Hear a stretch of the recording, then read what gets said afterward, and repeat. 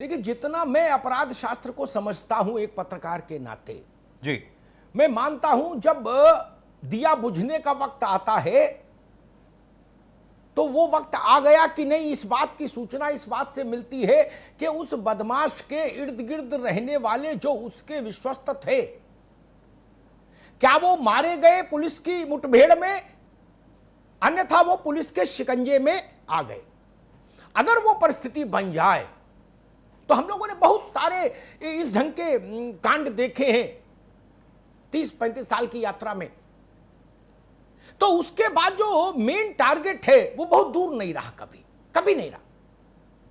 अगर उसके inner circle के लोग पकड़ में आ गए तो आप जानते हैं, पुलिस बुलवाना चाहे तो शायद मुनव्वर राणा साहब ने कभी लिखा था कि यहां मुर्दे बोलने लगते हैं। जी, मुझे शेर तो पूरा याद नहीं, लेकिन उसका लबोलवाब ये था कि ये थाना वो होता है, जिंदा तो जिंदा छोड़ो, मुर्दे भी बोलने लगते हैं, बताने लगते हैं भैया कहां से तमंचा लिया था और कौन सी बस में चढ़े थे और भैया कहां छोड़ा।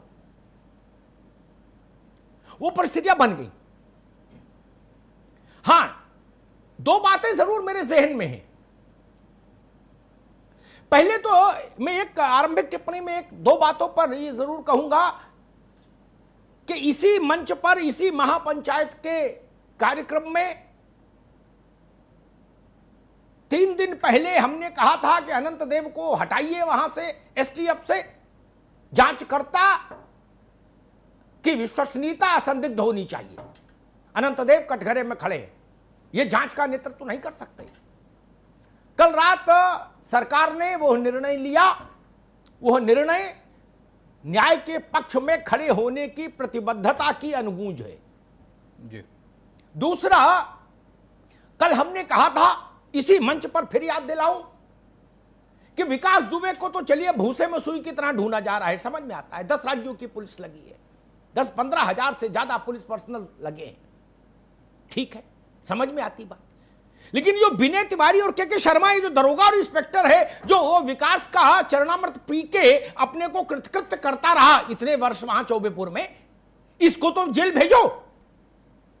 आज वो भी अध्याय पूरा हो गया सत्यनारायण कथा का, और प्रसाद बट गया। ये दोनों भी जेल गए, इंस्पेक्टर और दरोगा जो विकास की चाकरी करते थे, बढ़ैती करते थे, पुलिस के नाम पर धब्बा थे। ये दो काम तो अच्छे हुए। तीसरा, एसटीएफ को बधाई। आज सुबह सुबह एक बड़ी कामयाबी आई। विकास का जो शार्प शूटर था, जो उसकी हिफाजत के लिए जिम्मेदार रहता था, अमर, वो मारा गया। लेकिन कुछ सवाल अभी खड़े हैं।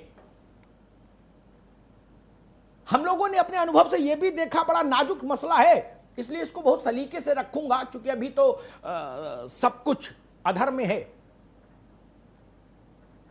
जब आदमी के मददगार बड़े लोग होते हैं तो उनकी पहली कोशिश होती है अंतिम चरण तक कि बच जाए, कोई रास्ता निकले, बच जाए, क्योंकि वो जानते हैं इसके फंसने से हम भी मरेंगे।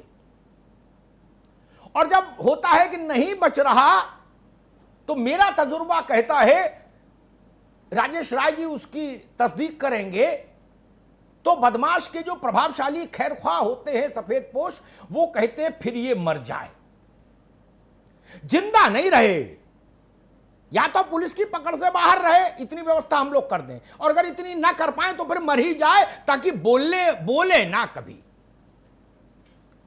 विकास का केस भी उसी स्टेज पर पहुंच गया है। मैं नहीं कहूंगा विकास के सारे मददगारों का मन बदल गया, ना ना ना ना, मैं ऐसी मूर्खता नहीं करता। जो मददगार हैं वो आज अभी भी सक्रिय होंगे अपनी हैसियत भर। उन मददगारों की चक्रव्यूह को भी भेदना होगा।